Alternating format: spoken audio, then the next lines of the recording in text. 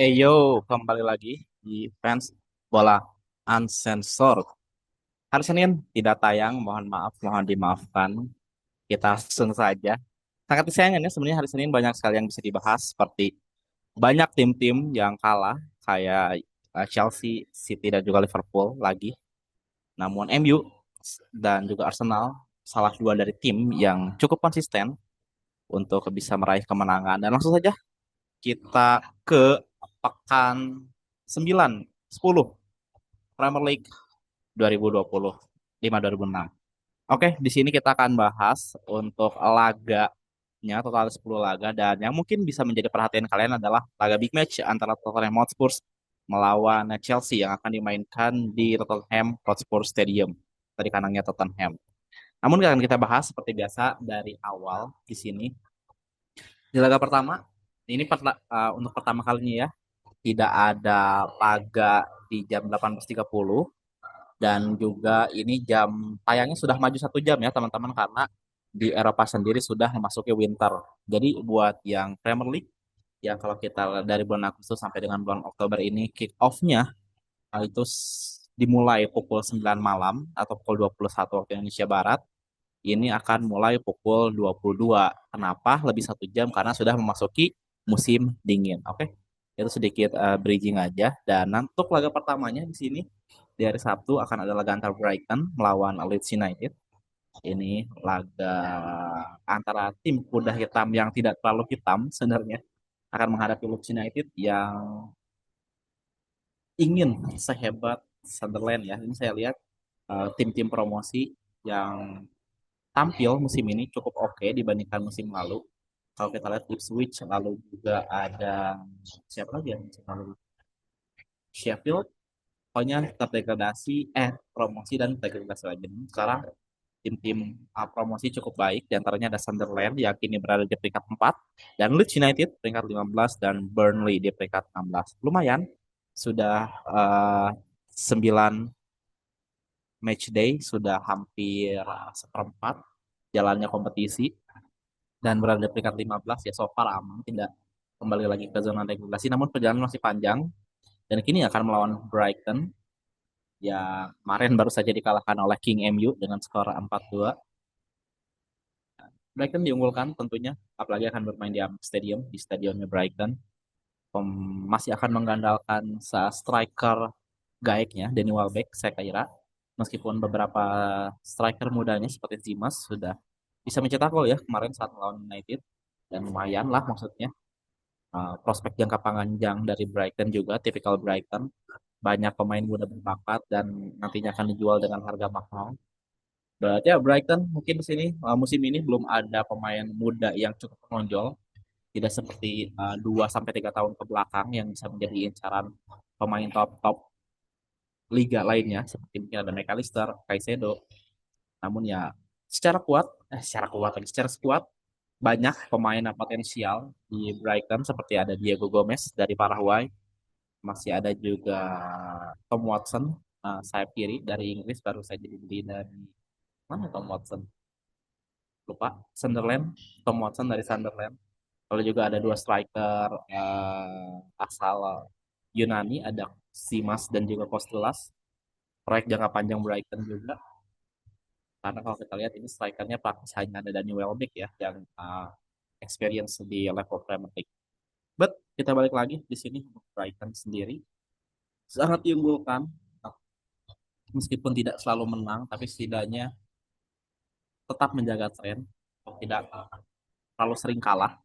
Hanya kalah lawan United ya, 4-2, dan terakhir kalah nih lawan Bournemouth yang sama-sama kuda hitam yang kini berada di peringkat 2, main dengan cukup baik.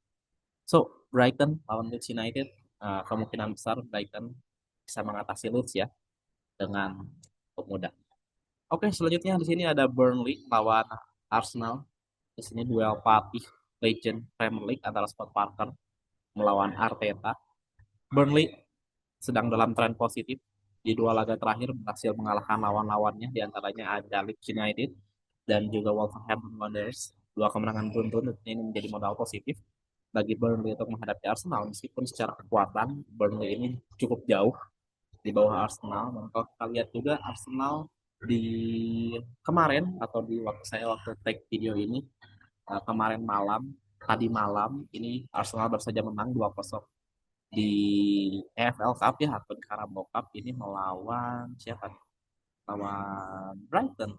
Lawan Brighton dengan skor 2-0 dan menurunkan banyak pemain muda seperti ada Max Deman, lalu juga ada strikernya masih 17 tahun. Siapa ya? Kalau kita lihat ada Harrison something namanya siapa ya? Harry Man, ada Harry Man, lalu juga beberapa pemain muda lainnya yang memang diturunkan oleh Arteta yang sudah memang lama bermain untuk Arsenal seperti Nwaneri yang mencetak gol dan juga Miles Lewis Kelly. Tentunya ini menjadi modal bagi Arsenal juga. Maksudnya kemarin saat melawan Brighton menurunkan skuad lapis keduanya dan skuad mudanya, namun bukan hal yang sulit bagi Arsenal. Ini salah satu hal yang cukup ngeri ya di Arsenal musim ini. Lagi dan lagi akan saya sampaikan bahwa kekuatan utama Arsenal musim ini adalah kedalaman skuad, di mana ia bisa membagi skuad yang ada untuk beberapa kompetisi seperti mungkin kemarin Carabao Cup, nanti main Premier League dan nantinya hari Rabu akan bermain di Champions League lagi. Dan skuadnya tetap tebal, tetap kokoh meskipun ada satu dua pemain yang cedera. So far di sini ada empat cedera ya pemain dari Arsenal, Havertz, Odegaard, Madueke dan Gabdias. Tapi kita lihat ini bukan problem yang cukup berarti bagi Arsenal. So far di perolehan poin ini sudah bermain 9 laga dengan 7 kemenangan, satu draw dan juga satu kali kalah. Capaian cukup impresif tentunya jika dibandingkan dengan pesaing-pesaing utamanya, terutama Liverpool yang memang lagi drop, sangat drop. But Arsenal tentunya diunggulkan lawan Burnley, namun feeling saya Scott Parker akan cukup menyulitkan Arsenal ya dalam sisi bertahan. Oke, selanjutnya ini dia ada Crystal Palace menghadapi Brentford. Uh, Crystal Palace yang kehilangan apa ya, bisa dibilang momentumnya setelah terakhir menang lawan Liverpool dengan skor 2-1, Palace harus kalah lawan Everton, lalu juga draw melawan Bournemouth dengan skor tie 3-3, lalu juga menghadapi Arsenal dengan close game dengan skor 1-0 saja, Arsenal menang tipis. Namun, Palace akhirnya berhasil menemukan momentumnya kembali setelah menang 3-0 di Carabao Cup lawan Liverpool. Lagi-lagi Liverpool menjadi pijakan bagi Crystal Palace untuk dapat kembali berdiri di Premier League dan kini akan menghadapi tim dari London Barat, ya bisa dibilang ini dari London lah ya, London Selatan, London Barat, ada Brentford yang juga trennya cukup baik di dua laga terakhir, menang pertama lawan West Ham dan terakhir mengalahkan Liverpool dengan skor 3-2. Lagi-lagi Liverpool menjadi pijakan bagi kedua tim tersebut. Tentunya moral kedua tim sedang bagus-bagusnya. Pelatih muda Kate Andrews ingin membuktikan bahwa ia layak pantas berada di level Premier League. Brentford yang menjadi cukup ngeri adalah lemparan ke dalamnya ya, long throw-nya ya kemarin saat lawan Liverpool. Coyote, pemain asal Italia, masih muda 20 tahun dari Fiorentina musim lalu. Kita lihat long throw-nya cukup ngeri. Jadi buat fans Indonesia, Arhan it's not that special karena banyak pemain yang bisa melakukan long throw. Even di timnas Indonesia ada Kevin Dix yang bisa melakukan long throw. So kalau kita lihat beberapa banyak sekali tim-tim Premier League yang siap long throw untuk bermain musim ini. Dan kemarin saat Brentford melawan Liverpool itu kurang lebih ya, tadi saya sempat baca datanya, saya lupa detailnya seperti apa, tapi banyak sekali long throw, ada sekitar 5-6 long throw ke arah gawang Liverpool dengan rata-rata menghabiskan waktu per long throw itu sekitar 55,8 detik. Saya cuma ingat angka ini doang. Jadi kayak, well, uh, akan cukup lama untuk mempersiapkan long throw. Ya mirip seperti mempersiapkan free kick ataupun corner kick. Corner kick mungkin lebih simple, beda seperti free kick, tapi long throw ini kayak mirip seperti corner tapi dari tangannya. Oke, Palace tentunya diunggulkan buat Brentford. Nggak selesai kayaknya ini lebih memprediksi akan draw deh dibandingkan menang Palace atau Brentford. Oke, kita masih ke hari Sabtu jam 10 lagi. Banyak nih laga yang jam 10. Di sini ada Fulham melawan Wolves. Dua tim pesakitan untuk Wolves sendiri. semakin terpuruk, semakin kurang jelas. Masih 2 poin aja dari total 9 laga yang sudah dilakoni, dijalani. Sedangkan Fulham di Premier League meraih 4 kekalahan beruntun. Namun beruntung di Carabao Cup berhasil menang lawan Wycombe Wanderers itu pun melalui adu penalti. Dan memang state-nya Fulham ada di situ, kita lihat agak krisis juga. Sama-sama dilatih pelatih asal Portugal Marco Silva dan Victor Pereira. We'll see apakah kedua tim siapa yang dapat bangkit, itu tentunya patut kita untuk lihat. Sebenarnya Wolves ini cukup berbahaya kalau kita lihat saat mereka bermain melawan Chelsea di Carabao Cup kemarin dan di beberapa laga terakhir terlihat melakukan perlawanan yang cukup berarti, namun uh, belum dapat di level mengamankan kemenangan karena untuk apa ya namanya bisa dibilang tuh untuk level pertahanannya tidak terlalu kuat ya. Kalau kita lihat aja nih di minggu lalu saat melawan Burnley pun kalahnya tipis 3-2 dan di Carabao Cup pun kalah tipis dari Chelsea 3-4. Sedangkan itu Fulham ini terus menerus kalah. Tentunya kalau kita lihat lawannya cukup berat ya, lawan Newcastle, lawan Arsenal, lawan Bournemouth yang lagi on fire dan juga melawan Aston Villa yang mulai bangkit sampai meraih 6 kemenangan beruntun saat ini. So, Fulham tentunya ini sudah kembali melawan lawan yang bisa dibilang cukup selevel dengan mereka. Wolves main di kandang pula di Craven Cottage. Tentunya harusnya uh, bisa dimanfaatkan oleh Fulham untuk menang. Dan Wolves sepertinya masih akan kesulitan untuk meraih kemenangan perdananya di Premier League musim ini. Oke, selanjutnya ini dia King MU yang akan melawan Nottingham Forest. Menarik, United apakah dapat meraih 4 kemenangan beruntun? Kalau kita lihat, meskipun baru saja dilatih oleh Sean Dyche, pelatih yang cukup old school, bisa dibilang, buat beberapa panit, buat beberapa fans mengatakan, meraih kemenangan perdananya saat melawan Porto, namun di Premier League kemarin tidak dapat berbuat banyak melawan Bournemouth, dan kini akan menghadapi United yang bertekad untuk meraih 5 kemenangan beruntun untuk fansnya dapat dicukur. Kini sudah 3 kemenangan beruntun setelah lawan Forest. Minggu depannya akan melawan Tottenham Hotspur tentunya. Forest seharusnya bisa dikalahkan oleh United, terutama kecuali Sean Dyche punya taktik lain, punya rencana lain. Tapi so far sepertinya United cukup solid, cukup percaya diri. Saya lihat beberapa pemainnya, bahkan Ruben Amorim terlihat di beberapa media pun tidak terlihat terlalu gloomy, penuh percaya diri. Dan saat ini United berada di peringkat ke-6 guys. Buat yang belum tahu, sementara ini sudah melewati Liverpool yang kini berada di peringkat ke-7 dan juga Chelsea ya yang berada di peringkat 9. Dan mereka mengoleksi poin yang sama dengan Manchester City yaitu 16 poin. Meskipun ya gol difference-nya cuma satu ya cukup banyak kebobolannya. Tapi ini progres yang luar biasa tentunya bagi United. Uh, United selalu rame lawan tim apapun mau kalah mau menang whatever ada aja gimmicknya baik itu fans yang nggak cukur rambut lalu juga Amorim dan juga beberapa pemain itu selalu menjadi topik pembicaraan. But untuk kali ini United setidaknya harus kembali minimal menurut saya adalah di zona Eropa finishnya 7 besar adalah garansi lagi ya garansi 4 besar atau 5 besar kalau bisa lolos ke Liga Champions secara langsung. Tapi tentunya tidak akan mudah. Tim-tim lain pun cukup kuat. Chelsea, City, Liverpool tentunya ingin merangsak ke 4 besar. Kalau bisa dibilang Arsenal cukup nyaman dan aman ya dari di 4 besar. Lalu juga ada Newcastle dan Bournemouth yang mengincar posisi zona Eropa dan juga Sunderland jangan lupakan yang juga cukup berbahaya. Oke, lanjut saja kita ke laga selanjutnya. Di sini hari Sabtu ya, cuman kalau di Indonesia ini masuk hari Minggu jam setengah 1 malam. Sini adalah laga antara Tottenham Hotspur melawan Chelsea. Ini saya ngelihat di list cedera Spurs ini makin banyak yang cedera guys.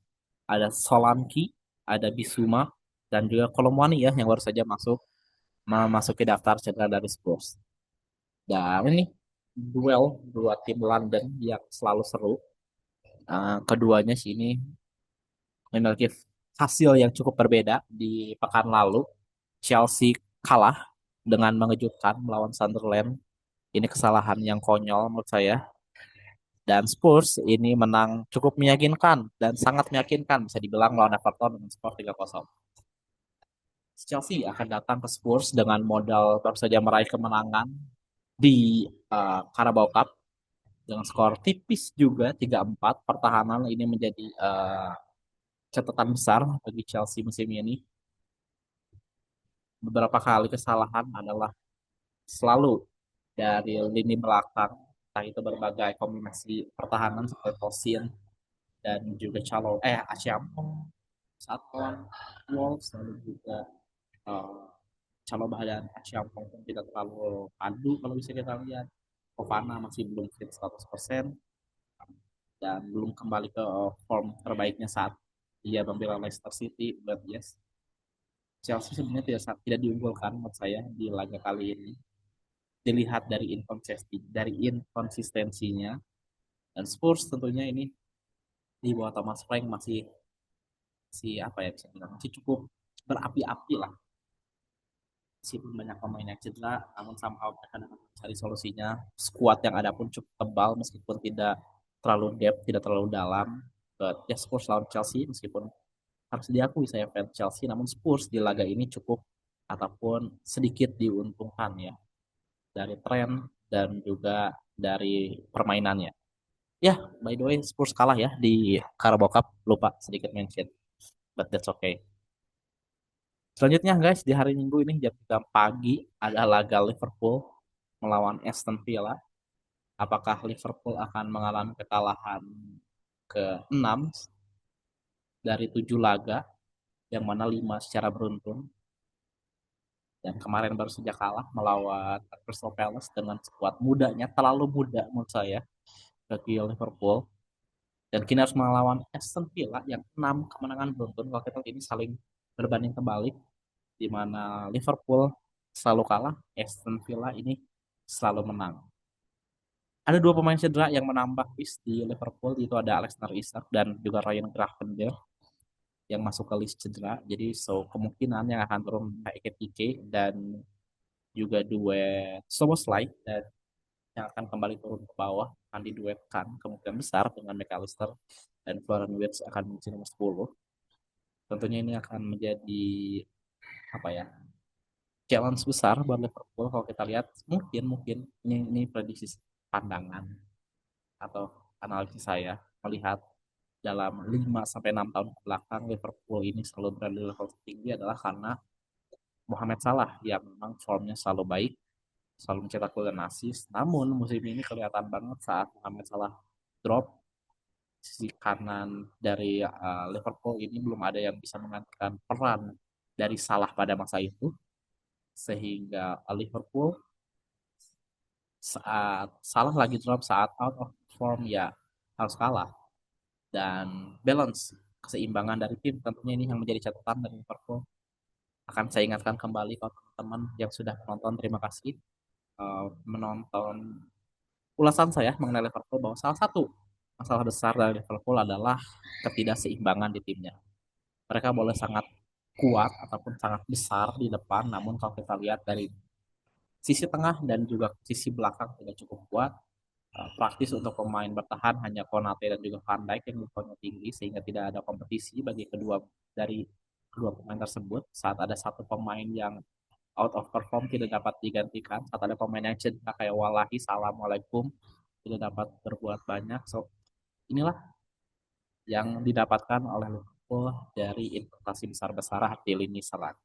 So saya sebenarnya kalau dari situs ini ya mengunggulkan Liverpool, tapi saya pribadi mengunggulkan Aston Villa karena balik lagi momentum itu tidak dapat kita remehkan. Mereka bermain dengan cukup baik, mengalahkan City. Ya kan City kan kemarin mengalahkan City, mengalahkan Spurs, dan kini Liverpool yang akan menjadi sasaran empuk Aston Villa. Oke, selanjutnya guys, di sini ada laga antara West Ham lawan Newcastle United di hari Minggu jam 9 malam. West Ham juga ini selalu kalah dan kalah meskipun sudah diganti dari Nuno Espirito Santo. siapa ya? Usman Espirito, sorry, dari Graham Potter ke Nuno Espirito Santo, namun masih belum memberikan dampak ataupun efek yang cukup berarti.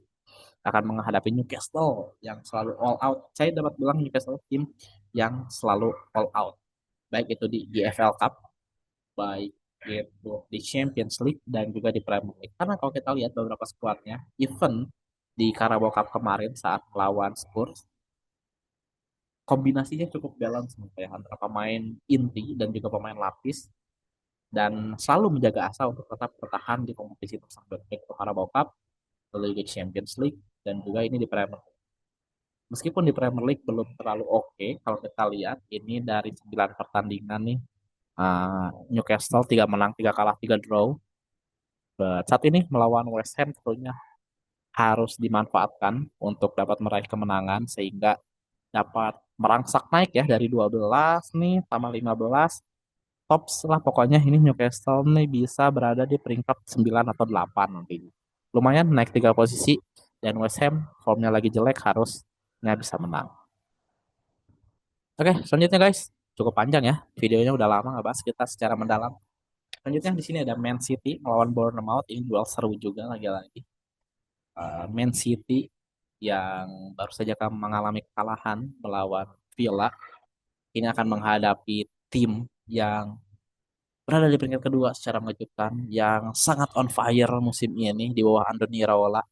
Bukan tidak mungkin menurut saya jika nanti Pep Guardiola hengkang dari Man City dan beberapa opsi mungkin seperti ada Vincent Kompany dan Iraola mungkin satu ini ya satu apa bisa dibilang satu filosofi lah cara bermainnya mirip dengan Pep Guardiola kalau saya lihat cukup atraktif cukup menghibur kalau kita menonton Bournemouth musim ini. Balik lagi saya cukup meremehkan Bournemouth tapi saya minta maaf karena Bournemouth ternyata keren. Pemain yang didatangkan tidak semahal ataupun tidak sebaik dari pemain yang baru saja dijual seperti Dean Huijsen, Milos Kerkez dan juga siapa satu lagi yang dijual. Oke kan, ya maksudnya banyak pemain yang dijual dari Bournemouth, but somehow mereka dapat tampil dengan cukup baik dan Manchester City ya cukup sulit juga menghadapi tim-tim dari kuda hitam di laga tengah pekan lalu tengah pekan kemarin ini berhasil menang di Carabao Cup melawan Swansea City, bukan hal yang sulit untuk City tentunya. Dan kini City masih tetap diunggulkan, namun feeling saya ini akan berakhir draw dengan skor yang cukup besar ya. Sebenarnya salah satu yang diunggulkan dari Manchester City di sini adalah kehadiran dari Gianluigi Donnarumma. Ini tentunya membuat pertahanan dari City cukup lebih confident, lebih kuat dibandingkan dengan beberapa kiper sebelumnya, baik itu Trafford ataupun Ederson. But somehow Man City masih tetap diunggulkan menghadapi Bournemouth. Ini dia laga terakhir antara Sunderland lawan Everton. Sunderland lagi-lagi tampil cukup keren mengalahkan Chelsea, mengalahkan tim-tim besar lainnya.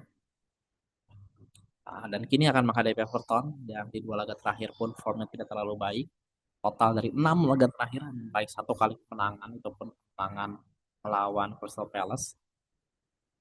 So Sunderland bermain di Stadium of Light di stadionnya sendiri memiliki modal yang baik lagi-lagi modal ini selalu saya bawa apa karena momentum Sunderland lagi on fire beberapa pemain mudanya tampil cukup baik seperti James Daintaldi, Noah Sadiki lalu juga pemain-pemain yang di usia matang seperti Geert Ruida lalu juga Dan Ballard itu bermain cukup baik untuk Sunderland musim ini.